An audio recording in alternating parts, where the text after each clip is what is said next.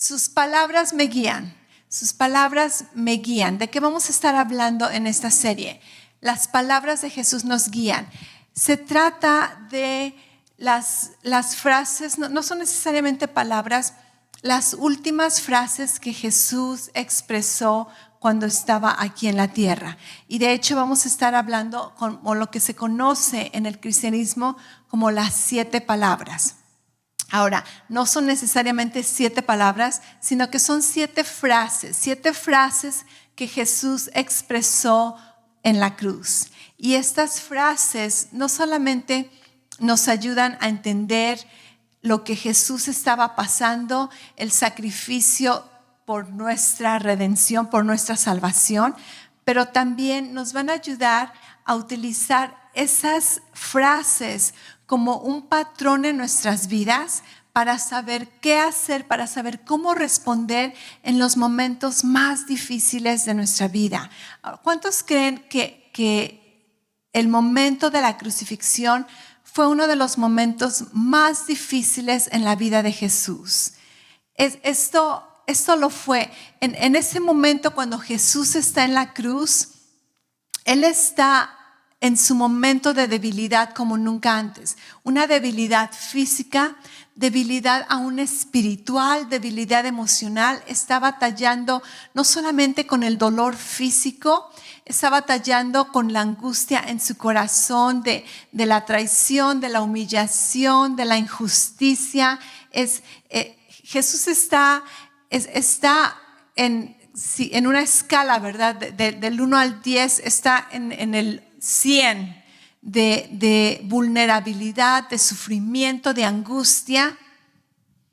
Y aún en medio de toda esta angustia que él está pasando, del dolor físico, de la tormenta espiritual que él estaba batallando, aún en medio de ello, él expresa palabras cuando la mayoría de las personas que estaban crucificadas no podían hablar, porque el hablar era un desperdicio de tu aire, era muy difícil hablar cuando estabas en medio de ese dolor físico.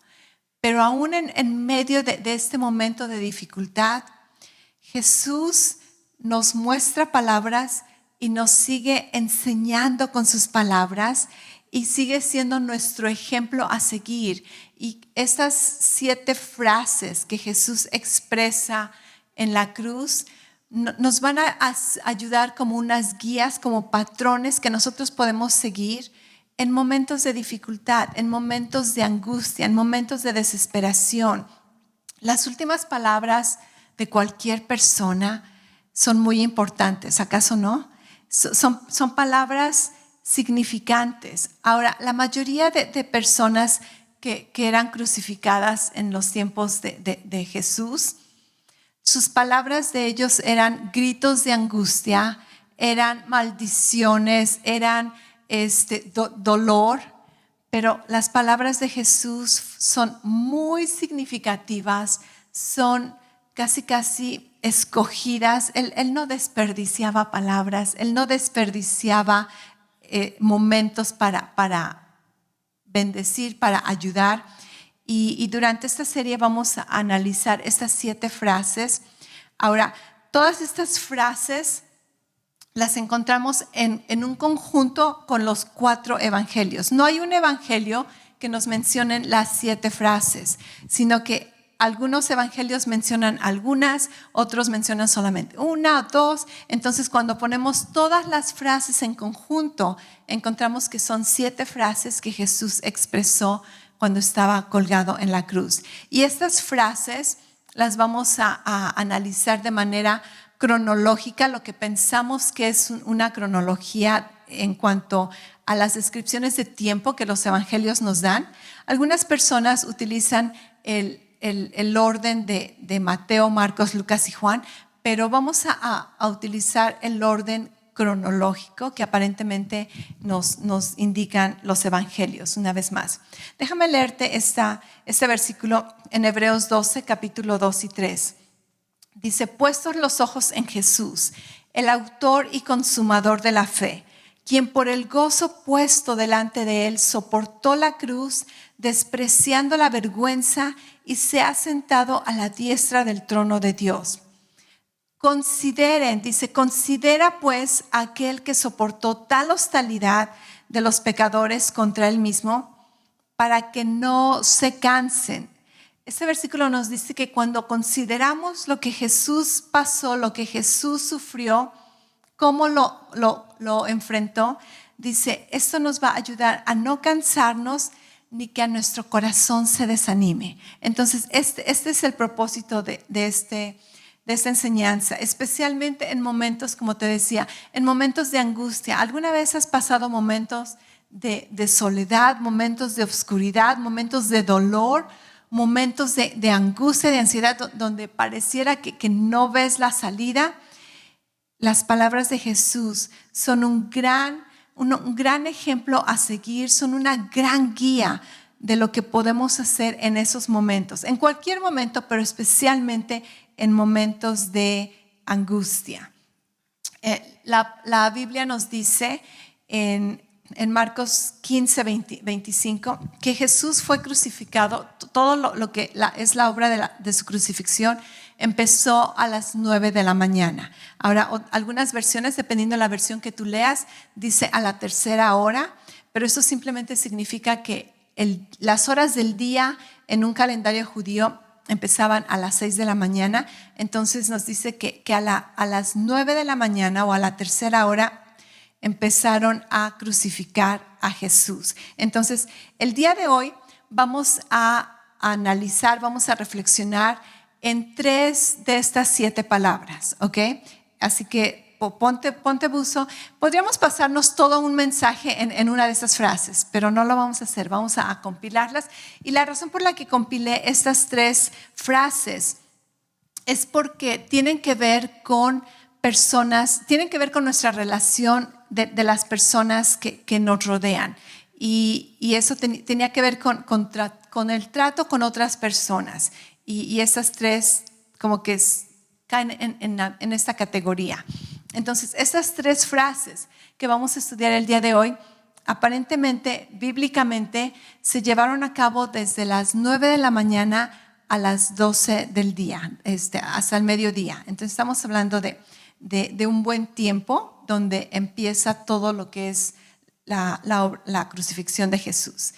La primera palabra la encontramos, o la primera frase la encontramos en Lucas 23, versículo 33 y 34. Dice, cuando llegaron al lugar llamado La Calavera, crucificaron allí a Jesús y a los malhechores, uno a la derecha y otro a la izquierda. Y Jesús decía, di conmigo decía, y Jesús decía, Padre, perdónalos, porque no saben lo que hacen. Y los soldados echaron suertes y repartieron entre sí sus vestidos. Ok, esa es la primera palabra que Jesús expresa al ser crucificado. Imagínate en ello, imagínate Jesús cansado porque su arresto empezó desde la noche anterior. Toda la noche lo han mandado a diferentes juicios. Ha estado arrestado, no ha dormido, ha sido golpeado, maltratado, humillado, y después tuvo que cargar la cruz hasta este lugar de la calavera.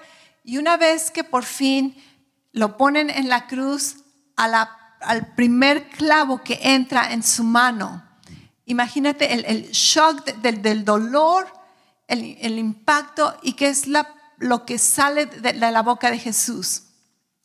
Padre, perdónalos porque no saben lo que hacen.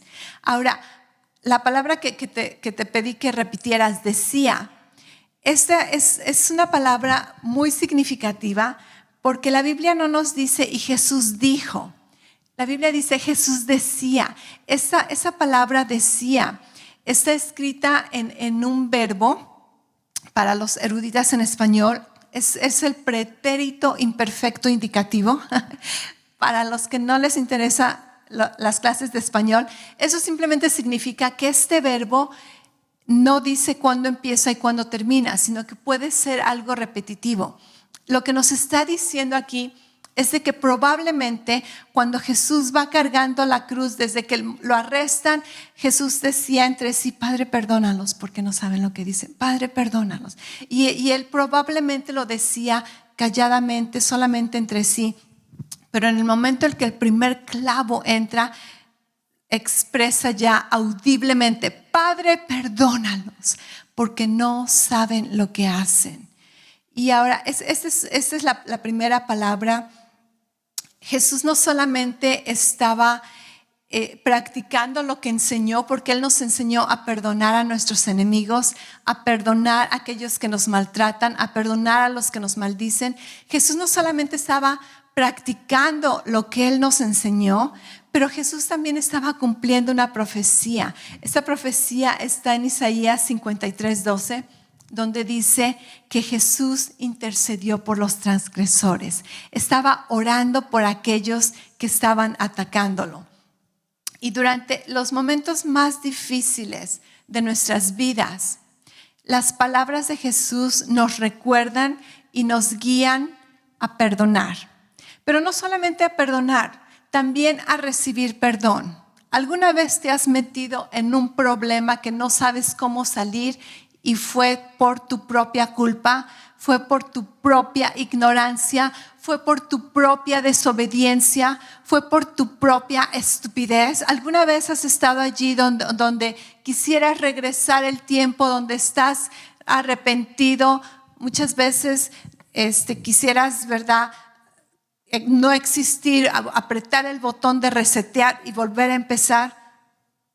En esos momentos de angustia, ya sea porque algo te sucedió, que otras personas están causando daño a tu vida, ataques, o porque tú cometiste esa situación, tú la causaste, cualquier situación que sea, si fue por tu parte, las palabras de Jesús nos recuerdan, nos animan a recibir perdón, a recibir el perdón de Dios, a reconocer que la obra de Jesús fue para que nosotros fuéramos perdonados. Y no hay nada mejor que cuando tú sabes que la regaste, cuando tú sabes que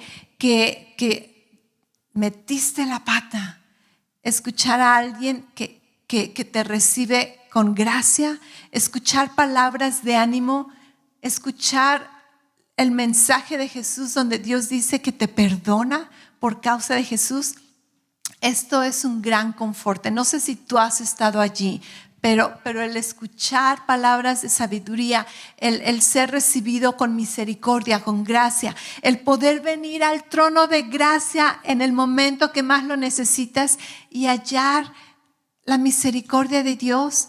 Eso es lo que necesitamos muchas veces cuando, una vez más, fue causa de nuestra propia decisión. Colosenses 2, versículo 13 y 14 dice: de hecho, ustedes estaban muertos a causa de sus pecados y no se habían despojado de su naturaleza pecaminosa, pero Dios nos vivificó con Cristo y nos perdonó los pecados. ¿Cuántos dicen gloria a Dios? Aleluya. Dice, Él eliminó la prueba acusatoria que había contra ustedes. ¿Sabías que toda evidencia en contra tuya ha sido destruida, ha sido lavada, ha sido emblanquecida por la sangre de Jesús? Dice, todo quedó anulado cuando fue clavado en la cruz. Y Efesios 1:7 dice, gracias a aquel que derramó su sangre, tenemos el perdón de nuestros pecados. Y continúa diciendo, así de abundante es la gracia de Dios. Qué precioso. Entonces, en momentos de dificultad, si fue mi culpa, lo primero que tengo que hacer, las palabras de Jesús me van a guiar a recibir perdón, a saber que Dios siempre me perdona. Dios siempre me perdona. Porque lo que el enemigo quiere decirte, lo que tu conciencia, lo que la religión, lo que otras personas quieren decirte, Dios ya no te va a perdonar. ¿Cuántas veces te has arrepentido de la misma cosa? Déjame decirte, Jesús pagó por todos tus pecados y Dios nos perdona siempre. Dios nos perdona completamente. Dios nos perdona repetitivamente. ¿Cuántos dicen gloria a Dios? Gracias, Señor Jesús. Gracias, Señor Jesús. Y después, no solamente tenemos que aprender a recibir perdón por fe, pero también podemos ofrecer perdón. De hecho, se nos ordena ofrecer perdón. Si Jesús pudo ofrecer perdón en medio de su dolor, ¿quién somos nosotros para no ofrecer perdón cuando alguien nos causa una ofensa? Que nada se compara con la obra de Jesús. Tenemos que aprender como Jesús a perdonar a todos y a perdonar siempre. Amén. Perdonar a todos y perdonar siempre. Efesios 4:32 dice: sean más bien amables unos con otros, misericordiosos, perdonándose unos a otros, así como también Dios los perdonó en Cristo. Perdonar es un mandamiento. Perdonar es una decisión que se basa en nuestra obediencia, no se basa en nuestros sentimientos. ¿Okay? Muchas veces tú no vas a tener ganas de perdonar. Vas a decir, es que no siento perdonar. Ok, felicidades. El perdón no se basa en los sentimientos. El perdón es una decisión que se basa en mi obediencia. Y tú puedes ser bien honesto y decir, Padre, no tengo ganas de perdonar, pero por obediencia a ti, por fe a ti, porque tú me diste el ejemplo, yo decido perdonar a otros. Decido soltarles, decido cancelar la deuda y decido obedecerte, decido seguir tus pasos. Y el perdón no quiere decir que estás justificando el mal que se te ha hecho. El perdón no justifica lo malo que se hizo. Al contrario, reconoces que se hizo un daño y reconoces que perdonas, que dejas a esa persona libre, que crees en la justicia de Dios y que Dios se va a encargar de esa situación. Perdonar es incondicional. La Biblia nos dice que perdonemos incondicionalmente, pero el perdonar tampoco significa que hay una restauración inmediata. El perdón es incondicional, pero la restauración es condicional. No es sabio simplemente reconciliarnos con cualquier persona en cualquier situación. Tenemos que ser sabios y conocer, ¿verdad? Conocer de límites. Checa la serie anterior, ¿ok? Pero el perdón es condicional. Así que la primera frase de Jesús, Padre, perdónalos porque no saben lo que hacen, me guía a recibir perdón en los momentos cuando más lo necesito y a ofrecer perdón cuando estoy en angustia, en dolor por causa de las acciones de otras personas. La segunda frase, la segunda palabra, la encontramos en Lucas capítulo 23, versículo del 39 al 43. Dice, uno de los malhechores que estaban colgados allí le lanzaban insultos diciendo, ¿no eres tú el Cristo? Sálvate a ti mismo y sálvanos a nosotros. Pero el otro le contestó y reprendiéndolo dijo, ¿ni siquiera temes tú a Dios a pesar de que estás bajo la misma condena? Nosotros a la verdad justamente recibimos lo que merecemos por nuestros hechos, pero este nada malo ha hecho. Y añadió, Jesús, acuérdate de mí cuando vengas en tu reino. Y Jesús le dijo, en verdad te digo hoy, estarás conmigo en el paraíso. Y esa es la segunda frase que Jesús expresa en la cruz. No sé si tú has puesto atención, si no conocías la historia, cuando muchas veces se representa en la crucifixión de Jesús, tú ves el monte y 3 cruces. ¿Alguna vez has visto esta ilustración? ¿Por qué? Porque la Biblia dice que en el momento que Jesús fue crucificado junto con 2 malhechores también. Ahora, Jesús no fue el único que ha sido crucificado en la historia.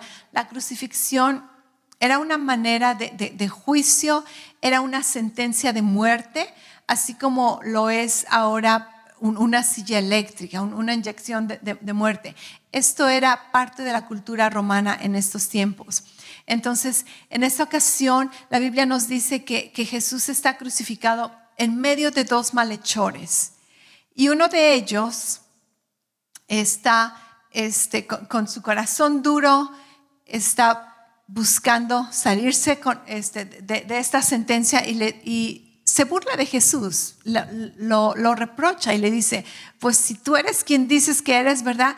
Pues bájate de aquí, dice, y sácanos también a nosotros, ¿verdad? Vamos a hacer una alianza. ¿Sabías que Jesús ni siquiera pierde tiempo contestándole? Él conocía el corazón, su corazón estaba endurecido. Pero el otro malhechor tuvo una revelación de fe. Y este hombre reconoce, soy pecador. Y reconoce, Jesús es santo. Le dice, ¿cómo te atreves a decirle eso? Él no ha hecho nada malo. Y no solamente reconoció que era pecador, reconoció su condición de que necesitaba un Salvador, reconoció que Jesús era Señor, reconoció que Jesús era Rey. Le dice, él no le pidió perdón, no le pidió que lo salvara, simplemente le dice, cuando vuelvas en tu reino, acuérdate de mí. Eso está diciendo mucho acerca de la fe de este hombre. Reconocía que no solamente era una divinidad, no solamente hombre, pero divino, y que iba a regresar en su reino. Y Jesús le responde y le dice, de cierto te digo que vas a estar conmigo en el paraíso. Y esta palabra de Jesús me enseña, me guía a que ayudemos a otros que están pasando por los mismos problemas que estamos pasando. ¿Alguna vez pensarías que Jesús está en la condición de ayudar a otros? Y muchas veces, no sé si tú has estado allí, yo definitivamente he estado allí, es de que cuando nosotros estamos pasando por problemas, podemos hacer dos cosas.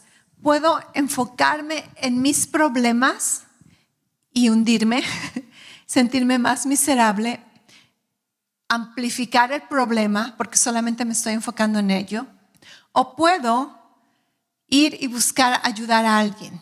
Y en lo que voy y ayudo a alguien que está pasando por la misma situación que yo estoy pasando, esto me ayuda a distraerme.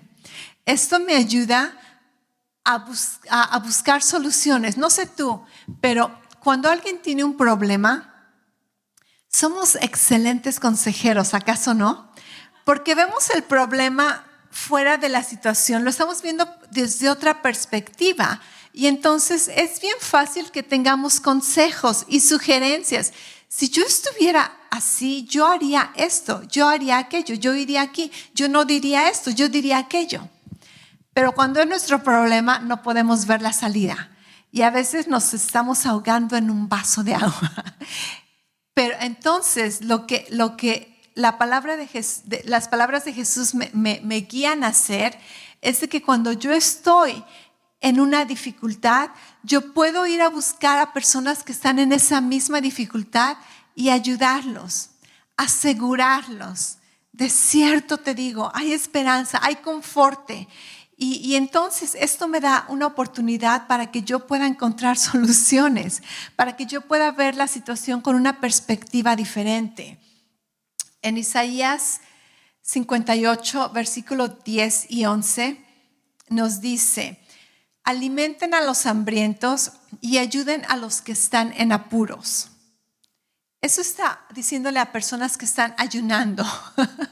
Dice, ayuna, en otras palabras, humíllate. Tú estás padeciendo necesidad, tú estás padeciendo angustia. En este momento, ve y dale comida a los hambrientos. Ve y da agua al sediento. Ayuda a los que están en apuros. Dice, entonces tu luz va a resplandecer desde la oscuridad. Este versículo me está diciendo que cuando yo estoy en oscuridad, lo que tengo que hacer es ir a ayudar y entonces en mi oscuridad luz va a resplandecer. Dice, y la oscuridad que te rodea será tan radiante como el mediodía. Después nos dice, el Señor te guiará continuamente, te dará agua cuando tengas sed, restaurará tus fuerzas, serás como un huerto bien regado, como un manantial que nunca se seca. ¿Te das cuenta? Cuando tú estás sediento, cuando tú estás en necesidad, Dios dice, ve y ayuda, porque vas a causar que tu obscuridad se vuelva luz. Dice, y no solamente eso, Dios te va a fortalecer y al rato vas a ser como un manantial, que cuando tú estabas sediento, ahora tienes agua para regar a otros, tienes agua para dar. Y eso es lo que aprendemos de Jesús. El dolor nos ciega. El dolor nos ciega y perdemos la perspectiva, perdemos el enfoque, pero cuando vamos y ayudamos a otra persona, entonces recobramos esa perspectiva, recobramos la razón por la que tenemos que continuar, recordamos nuestras promesas, la palabra de Dios.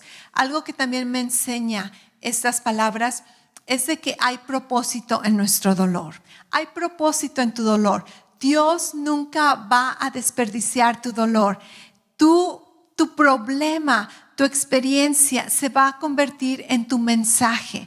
Y se va a convertir en parte de tu ministerio. Muchas veces nos avergonzamos por las cosas que hemos pasado, las cosas que hemos sufrido, las cosas que hemos conquistado, vencido. Pero Dios dice, utiliza eso como tu mensaje para ministrar a otras personas. Así que aprendemos que cuando estamos en angustia, en dolor, voy y ayudo a otros. Y yo voy a tener palabras para animarlos. Y si no, pues, al menos puedo decirles, te entiendo, siento tu dolor, no eres el único, estoy aquí contigo, estoy creyendo por ti y estoy creyendo por mí. Tienes mi fe, tienes mi apoyo, tienes mi compañía, tienes mi compasión, tienes mi entendimiento. Y algo que también podemos hacer, que esto es súper importante para aquellos que no conocen a Cristo, no solamente les ofrezcas ayuda en apoyo, en tiempo, ofréceles salvación, ofréceles la salvación de Jesús. Ayúdalos a reconocer que necesitamos un Salvador y que Cristo es el candidato perfecto, que Jesús murió en la cruz para permitirnos estar con Él en el paraíso. Que no solamente Dios nos ofrece la posibilidad de experimentar victoria aquí, pero una victoria eterna eventualmente. Amén. Entonces, ofréceles salvación, ofréceles apoyo y también estas palabras de Jesús me recuerdan, me guían a que me deje ayudar. Porque muchas veces en momentos de dificultad, en momentos de problemas, nos cerramos, nos aislamos, a veces por culpabilidad, a veces por vergüenza. Y lo que nos recuerdan las palabras de Jesús es de que busca ayuda y déjate ayudar. Yo conozco personas que en momentos de angustia casi se enojan si les ofreces ayuda.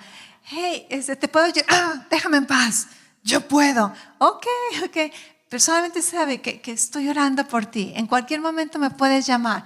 Déjate ayudar, ok, déjate ayudar. La primera palabra de Jesús nos guía a recibir perdón y a perdonar. La segunda frase de Jesús nos guía a recibir ayuda y ayudar a aquellos que están en la misma situación.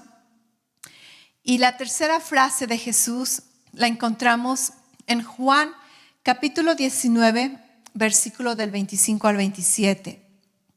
Dice, pero por eso los soldados hicieron esto.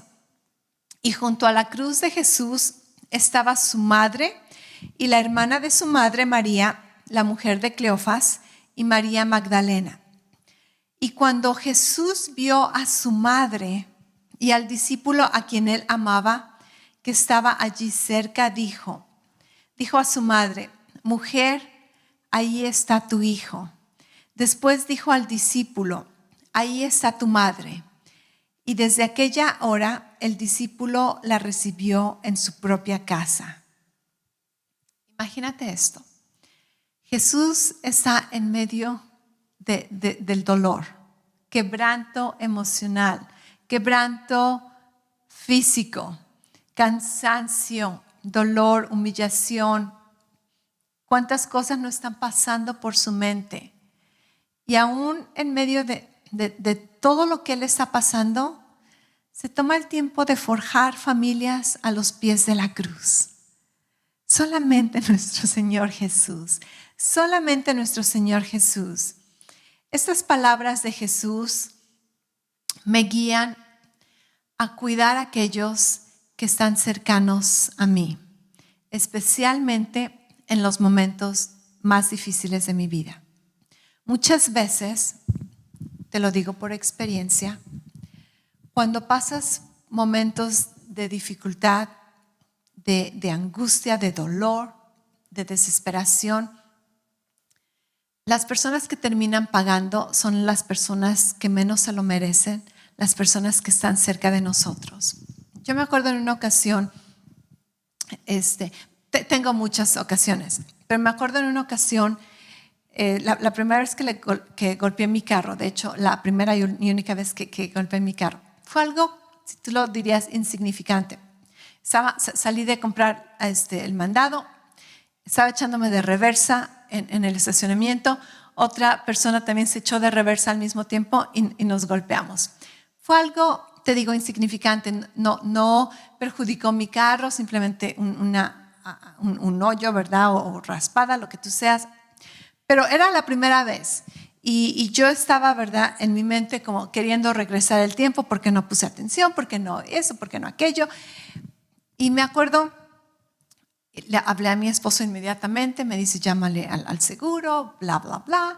Después llegué a la casa, empecé a poner el mandado en el refrigerador, la comida. Después tenía que llevar a mis hijos a clases de natación y me acuerdo, estoy haciendo todo esto, pero en mi mente estoy bombardeada con lo que pude haber hecho, lo que no debía haber hecho y lo que va a costar. Y estoy consumida en mi mente.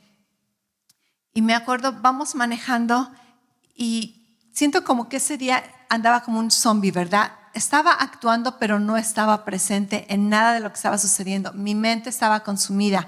Y vamos manejando y no sé qué mis hijos me dicen, así, sus graciosadas, un chistecito, y les respondo, así como que ya no pude y exploté. ¿Y quiénes son? Ellos no hicieron nada, estaban chiquitos, y ahí fue cuando me di cuenta, wow, alguien necesita un tiempo a solas, alguien necesita contar hasta 10, ¿verdad? Y me sentí la peor mamá, obviamente, porque me desquité con mis hijos. Todo el día, todo el estrés que había estado cargando, todos mis pensamientos, les grité a mis hijos y los pobrecitos, ¿verdad? Así como que, bueno, ya hasta qué le pasó. Y ya los llevé a su clase y cuando estaban ellos en su clase de natación, me puse a cuentas con Dios y después me tuve que disculpar con mis hijos. No ha sido la única vez, vergonzosamente no ha sido la única vez. Muchas veces es con mi esposo, muchas veces con las personas que trabajan aquí en la iglesia y es algo terrible que muchas veces hacemos, o a lo mejor solamente yo, no sé tú, pero que cuando estamos sufriendo dolor, angustia, desesperación, terminamos desquitándonos con la gente más cercana a nosotros, la gente que menos se lo merece, la gente que más nos ama, la gente que más está por nosotros.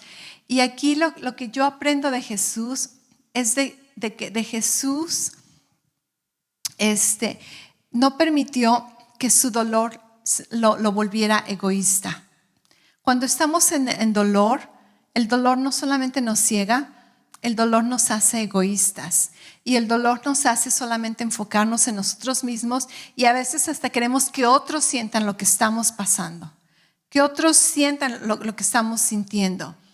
Y Jesús, en lugar de volverse egoísta en medio de su dolor, Jesús cuida de las personas más cercanas a Él, cuida de su madre. Aparentemente en la historia asumimos que el esposo de María, José, había ya muerto. Probablemente él era de más edad cuando se casaron. María tenía otros hijos. La Biblia nos dice que Jesús tenía medios hermanos, medias hermanas. Sin embargo, no sabemos si en ese tiempo ya eran cristianos. Sabemos que después de que Jesús resucita, algunos de sus hermanos se convierten al evangelio, son discípulos de Jesús. Pero durante ese tiempo no sabemos cuántos de sus hermanos eran creyentes. Y Jesús hace algo súper interesante aquí y nos muestra que, primero que nada, como buen judío cumpliendo la ley, Jesús honró a su padre y a su madre. Más bien honra a su madre cuidando de ella. Y después nos muestra que la iglesia es la familia de Dios. Nos muestra que Jesús pudo haberle dicho, ok, él era el mayor, por lo tanto él era responsable por el bienestar de su mamá. Y en lugar de pensar, ok, al menos tengo otros hermanos, hermanas. No, Jesús prefiere que quien cuide de su mamá sea un creyente, un discípulo, un apóstol. Y entonces, algo también chistoso, donde ni siquiera explica, simplemente, mujer, ahí está tu hijo, hijo, ahí está tu madre, así como que los hombres, ¿verdad? Que nada se hacen señas y se entienden. No tuvo que decirle, cuida de ella, te la dejo, eres responsable. Juan lo entendió, María lo entendió y dice, desde ese momento se convirtieron en familia y Juan cuidó de María. No sabemos si probablemente es porque Jesús sabía que Juan, el apóstol, iba a ser uno de los que vivieran de más larga edad. Él no iba a morir como un mártir. No sabemos si quizá fue porque tenía que ver con la fe, pero vemos que Jesús enfatiza la iglesia como la familia de Dios, más allá que la familia de sangre. Y estas palabras de Jesús nos guían a vivir una vida conectada a la familia de Dios. Vive una vida conectada a la familia de Dios. En Gálatas 6:10 dice, por tanto, siempre que tengamos la oportunidad, hagamos el bien a todos, en especial a los de la familia de la fe. ¿Ok? Entonces Jesús aquí estaba poniendo una prioridad. Yo sé que hay familia de sangre, pero la familia de Dios es más importante que la familia de sangre cuando tiene que ver con nuestra relación con Jesucristo. Entonces, nuestra relación en Cristo y con su reino son más importantes que nuestra relación de sangre muchas veces. Ahora, esto no justifica el que seamos irresponsables con nuestra familia de sangre por causa del evangelio. Esto es un mal testimonio. Esto es malo, ¿ok? No. En nuestras vidas, mi esposo y yo hemos sido muy cuidadosos de no descuidar a nuestros hijos por causa del ministerio.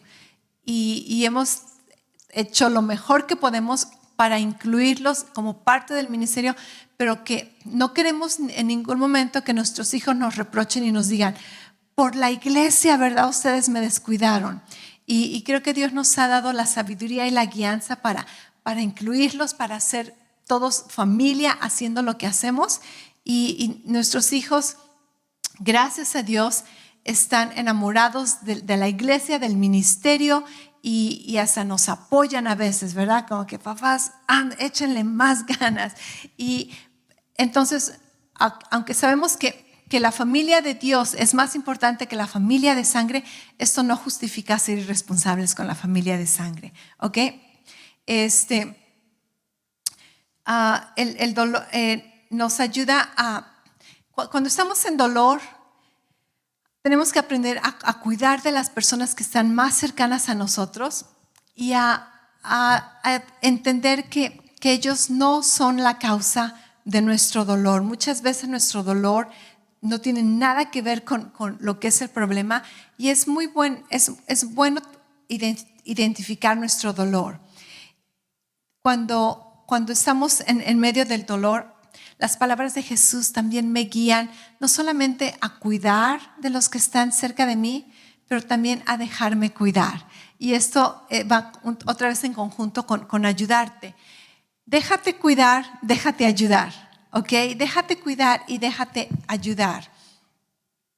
Si Jesús pudo ayudar, esto me cautiva, me emociona, conforta tanto mi corazón.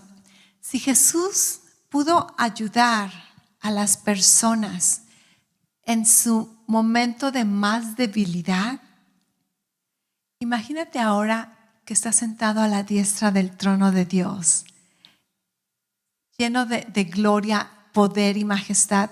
¿Cuánto más te puede ayudar ahora? ¿Cuánto más te puede ayudar ahora? Así que déjate ayudar por medio de la familia de la fe. Déjate ayudar por medio de su presencia, por medio de sus palabras, por medio de la palabra de Dios.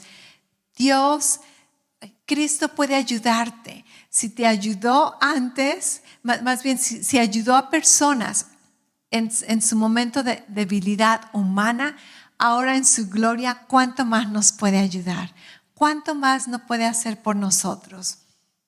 Y en conclusión, a través de esta frase podemos ver que en los momentos donde Jesús honestamente merecía enfocarse en sí mismo, ¿acaso no? Quizá, ¿verdad? Si estuviéramos allí diríamos, Jesús, tú ya cumpliste con tu ministerio, ya nos enseñaste, ya nos sanaste, ya nos guiaste. Olvídate, ese tiempo enfócate en ti, enfócate en ti, procúrate a ti, cuídate a ti. Pero Jesús nos muestra que cuando Él podía o debía o se merecía enfocarse en sí mismo, Él siempre vivió enfocado en otros. Siempre vivió enfocado en otros. Y es por ello que estas 3 palabras nos ayudan cuando estamos en momentos de angustia, desesperación, de dolor, en medio de la oscuridad. En lugar de enfocarnos en nosotros, es tiempo de ir y enfocarnos en otros. Y esto va a convertir que nuestra oscuridad se cambie en luz y que empecemos a radiar con la gloria de Dios, recibir la fortaleza de Dios. Hay un versículo en Corintios, no lo tengo aquí, 2 de Corintios 1 del 3 al 4. Dice, toda alabanza sea para Dios, el Padre de nuestro Señor Jesucristo. Dios es nuestro Padre, misericordioso y la fuente de todo consuelo. Él nos consuela en todas nuestras dificultades para que nosotros podamos consolar a otros. Cuando otros pasen por dificultades, podremos ofrecerles el mismo consuelo que Dios nos ha dado. Así que vemos que estas palabras de Jesús, no sé tú, de hecho te recomiendo que vayas y leas los evangelios, leas los capítulos, los últimos capítulos de los evangelios, donde hablan acerca de la obra redentora de Jesús. Pero estas historias, leyendo estos versículos otra vez, analizándonos, reflexionándolos en ellos, me hacen enamorarme más de Dios. Me hacen enamorarme más de Jesucristo. Me hacen amarlo más, admirarlo más, adorarlo más. Y sus palabras no solamente me confortan, sus palabras no solamente me enseñan, me inspiran, pero sus palabras también me guían a saber qué hacer en mis momentos de problemas. En medio de la angustia, en medio del dolor, las palabras de Jesús me guían. Y espero que tú las recuerdes, espero que tú las medites en tu corazón, en tu mente, y en el momento de la angustia dejemos que las palabras de Jesús nos guíen a saber qué hacer. Amén.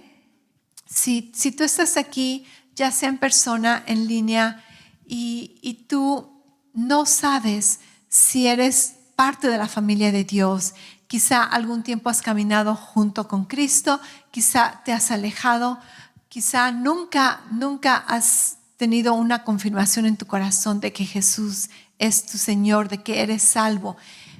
Algo que aprendimos el día de hoy es de que como ese malhechor en la cruz, la salvación es por gracia. Este hombre no tuvo que hacer nada, ni siquiera tuvo que bautizarse, no tuvo que arrepentirse. Simplemente él confesó que creía en Jesucristo.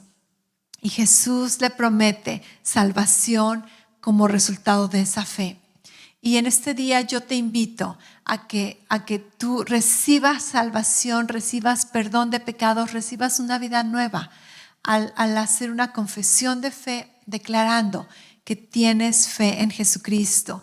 Y si esa es tu decisión, si ese es el deseo de tu corazón, yo te invito a que hagas una confesión de fe.